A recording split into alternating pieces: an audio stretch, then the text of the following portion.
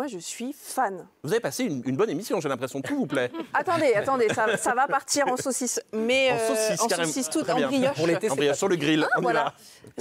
Voilà, spécial barbecue. Non, moi, j'ai adoré cette saison 4. J'ai l'impression qu'ils ont enfin compris ce qu'ils avaient raté. Parce que, en fait, c'est une très bonne saison 2. C'est-à-dire que si on prend la saison 1 de Stranger Things et la 4, là, on a un truc vraiment béton. On vire les deux du milieu, on recolle et c'est nickel. L'idée, effectivement, d'éclater les personnages fait qu'on a une narration quand même plus riche, où on va se balader d'endroit en endroit, bon, même si on a nos chouchous, hein, bien sûr, on attend de revenir sur nos préférés. Il y a certains personnages qui sont un peu égratignés, Lucas notamment, où on voit que ça a poussé, quoi. Il a vraiment grandi et...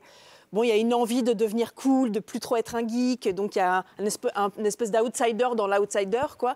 Et moi, j'ai vraiment aimé, je trouve qu'elle est très, très bien rythmée. Elle va plus dans l'horrifique, radicalement, donc il y a des vrais moments qui font flipper, en fait, même des grands, même nous. Hein. J'ai vu sur Twitter, j'ai les noms de gens qui n'ont pas dormi.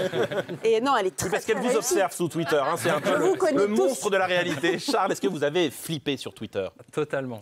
Moi, j'ai adoré cette série, j'ai adoré cette saison 4. Je trouve qu'effectivement, elle retrouve le souffle qu'elle avait un peu perdu, même si la saison 3 n'est pas totalement à jeter. Cette image de l'Amérique qui est devenue un centre commercial piloté par la Russie, c'était quand même assez drôle en période Trump. Ils avaient essayé une sorte de satire comme ça de l'Amérique, mais en se cassant un petit peu les dents. Là, je trouve que vraiment les personnages ont grandi, on retrouve cette grâce un peu très héritée de Stephen King. C'est bourré de références cinématographiques, pas si simple que ça. Évidemment, il y a Freddy, Robert Englund joue d'ailleurs un personnage très important, mais il y a plein de références très amusantes. À un moment, il dit tous les ados de notre âge en ce moment regardent le film Fast Times at Ridgemont High parce qu'à la 58e minute, il y a un truc super.